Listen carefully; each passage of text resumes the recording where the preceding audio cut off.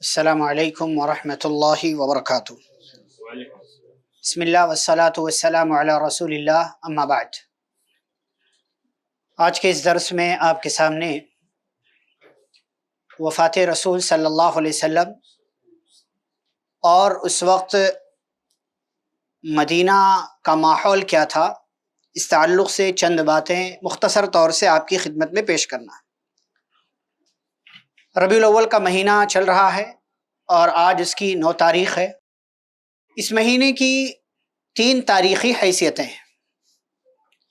پہلی حیثیت یہ کہ اس میں پیارے رسول صلی اللہ علیہ وسلم پیدا ہوئے۔ دوسری حیثیت یہ کہ اسی مہینے میں پیارے رسول صلی اللہ علیہ وسلم نے مکہ سے مدینہ کی جانب ہجرت کیا۔ اور تیسری حیثیت یہ کہ اسی مہینے میں رسول اکرم صلی اللہ علیہ وسلم کی وفات کا واقعہ پیش آیا۔ یہ اس مہینے کی 3 تاریخی حیثیتیں ہیں اور تینوں ہی بڑی اہم ہیں۔ وفات رسول صلی اللہ علیہ وسلم کے حوالے سے چند باتیں آپ کی خدمت میں کرنا ہے۔ ہم سب جانتے ہیں موت اور وفات ایک صدمہ ہے، ایک مصیبت۔ اللہ نے قرآن میں کہا فَأَصَابَتْكُمْ مُصِيبَةُ الْمَوْتِ، تمہیں موت کی مصیبت پہنچ جاتی ہے۔ تو موت اپنے آپ میں ایک مصیبت ہے، اور یہ وفات کا معاملہ جب پیارے رسول صلی اللہ علیہ وسلم کے ساتھ پیش آئے تو امت کے لیے، مسلمانوں کے لیے بطور خاص جو اس وقت مدینے کے اندر موجود تھے، ان لوگوں کے لیے کتنا بڑا صدمہ رہا ہوگا، یہ ہم اور آپ صرف اندازہ لگا سکتے ہیں۔ پیارے رسول صلی اللہ علیہ وسلم اس مہینے کی 12 تاریخ کو پیر کے دن صبح چاشت کے وقت آپ کی وفات ہو جاتی ہے۔ اس سے پہلے مسلسل 17 دنوں تک آپ بیمار رہے۔ پچھلے 17 وقت کی نماز آپ صلی اللہ علیہ وسلم مسجد میں آ کر کے پڑھا نہیں سکے۔ کمزوری، بیماری، مرض اور اس کی شدت، بڑی تکلیف کے ماحول سے، یا آپ کہہ لیجیے حالات سے آپ صلی اللہ علیہ وسلم گزرے۔ اس لیے اما عائشہ رضی اللہ تعالیٰ عنہ کہتی ہیں کہ جو تکلیف میں نے نبی کے چہرے پر دیکھی ہے وفات کی، اس کے بعد مجھے کسی اور کی تکلیف نہیں لگتی۔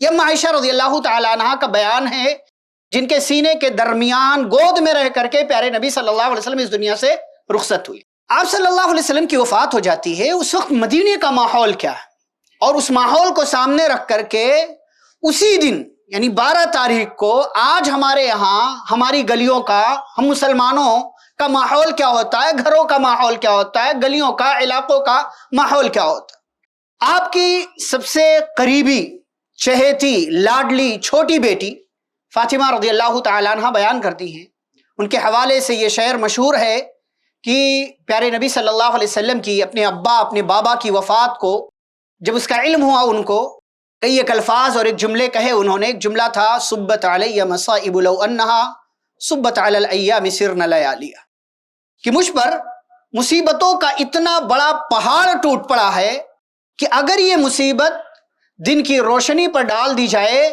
تو دن کی روشنی رات کے اندھیرے میں بدل جائے۔ اتنی بڑی مصیبت۔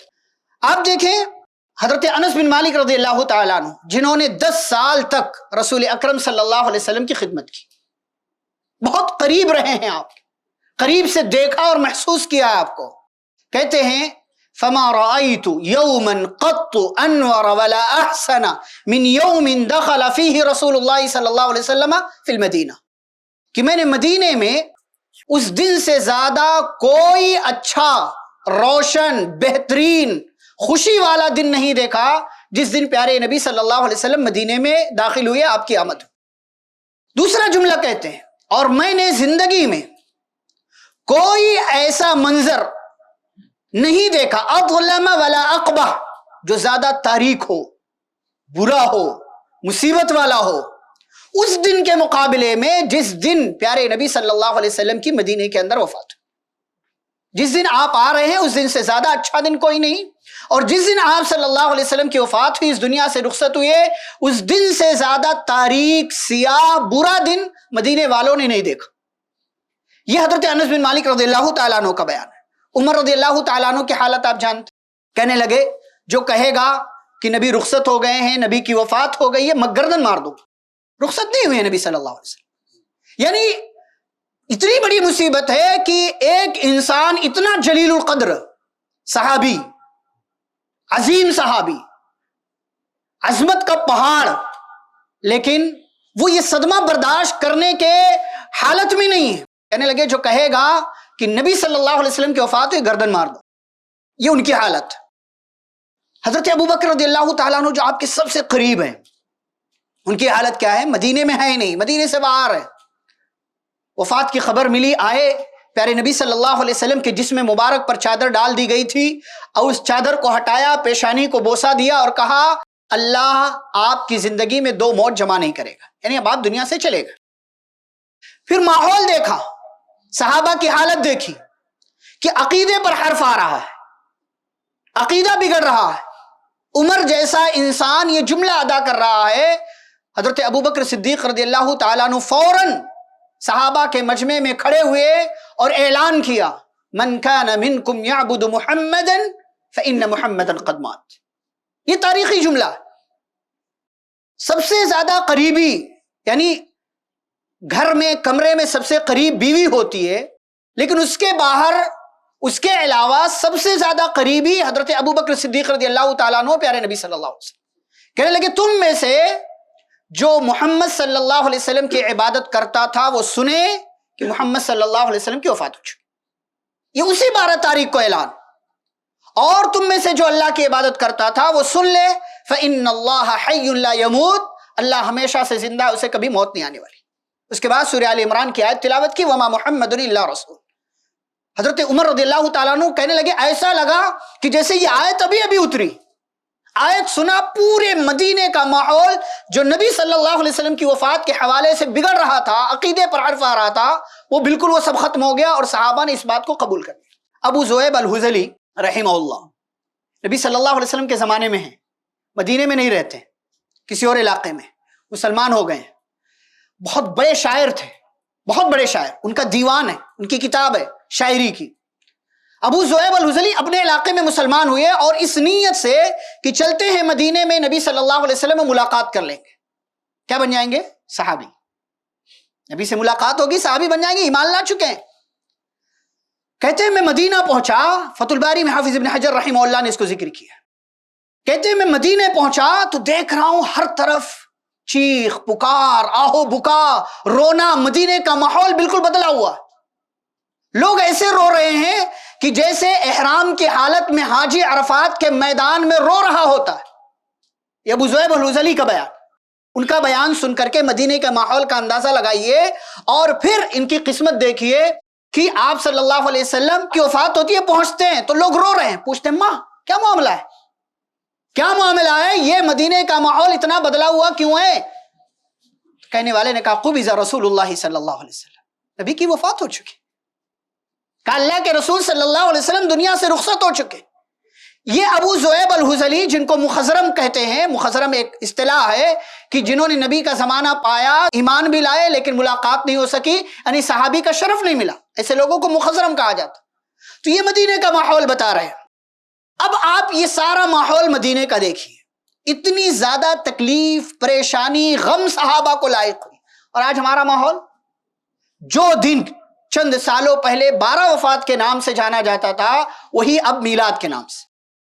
پھر جشن میلاد، پھر عید میلاد، پھر جشن عید میلاد النبی. بدعت بانجھ نہیں ہوتی، بدعت بانجھ نہیں ہوتی، ہر آئے سال اپڈیٹ ہوتی رہتی، بچے جنتی رہتی ہے، اس کے یہاں چیزیں بدلتی رہتی ہیں. اور کسی کہنے والے نے کہا اگر میلاد منانا سنت ہوتا تو یہ قوم جتنی خوشی سے میلاد منا رہی ہے نہ مناتی. وَزَيَّنَ لَهُمُ الشَّيْطَانُ أَعْمَالَهُمْ، شیطان ایسے ہی اعمال کو خوبصورت بنا کر کے پیش کرتا ہے. صحابہ کے لیے یہ دن، پیارے نبی صلی اللہ علیہ وسلم کی وفات کا سانحہ، یہ واقعہ، ہر کسی کو اس دنیا سے چلے جانا ہے. ہر کسی کو، حاکم ہو، محکوم ہو، آزاد ہو، غلام ہو، نبی ہو، ولی ہو، امتی ہو، امام ہو، مقتدی ہو، امیر ہو، غریب ہو، مرد ہو، عورت ہو، صحت مند ہو، بیمار ہو، کوئی بھی ہو، ہر کسی کو دنیا سے چلے گا. جب پیارے نبی صلی اللہ علیہ وسلم کی وفات ہو گئی، قرآن نے کہا وَمَا جَعَلْنَا لِبَشَرٍ مِّن قَبْلِكَ الْخُلْدَ أَفَإِن مِّتَّ فَهُمُ الْخَالِدُونَ كُلُّ نَفْسٍ ذَائِقَةُ الْمَوْتِ إِنَّكَ مَيِّتٌ وَإِنَّهُمْ مَيِّتُونَ وَمَا مُحَمَّدٌ إِلَّا رَسُولٌ قَدْ خَلَتْ مِن قَبْلِهِ الرُّسُلُ. صحابہ کا یہ عقیدہ ہے. ابو بکر صدیق رضی اللہ تعالیٰ عنہ منبر رسول سے اعلان کر رہے ہیں فَإِنَّ مُحَمَّدًا قَدْ مَاتَ، محمد صلی اللہ علیہ وسلم کی وفات ہو چکی ہے۔ ہم سب کو ہمیشہ سنت پر باقی رہنا چاہیے، اس طرح کی خرافات سے، بدعات سے، واہیات اور منکرات چیزوں سے جس میں شیطان ڈالتا ہے، اور شیطان ہمیشہ یہ کوشش کرتا ہے کہ اچھے لوگوں کو اچھائی کے راستے سے مارا جائے اور بروں کو برائی کے راستے سے مارا جائے۔ اسی لیے اچھا انسان بہت دفعہ بدعت کرتا ہے، اچھائی کے نام پہ سمجھتا بہت اچھا کر رہا ہوں، اور برا انسان کسی برائی کو ہلکا نہیں سمجھتا، برائی کرتا چلا جاتا ہے۔ ہم سب کو ہمیشہ پیارے نبی صلی اللہ علیہ وسلم کی سنتوں کو لازم پکڑنا چاہیے، اپنا عقیدہ درست کرنا چاہیے، اور اس طرح کی بدعت والی چیزوں سے اپنے آپ کو بھی، اپنے بچوں کو، اپنے گھر والوں کو ہمیں بچانے کی کوشش کرنا چاہیے۔ اللہ رب العالمین ہم سبھی کو پیارے رسول صلی اللہ علیہ وسلم کو اسوہ حسنہ اور بہترین نمونہ سمجھتے ہوئے آپ کی سنتوں پر عمل کرنے والا بنائے، اور بدعات و خرافات سے دور رہنے کی توفیق دے۔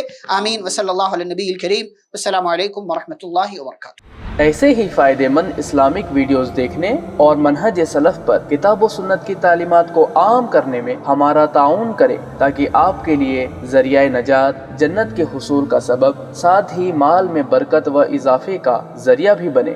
آمین۔ جزاک اللہ خیرن۔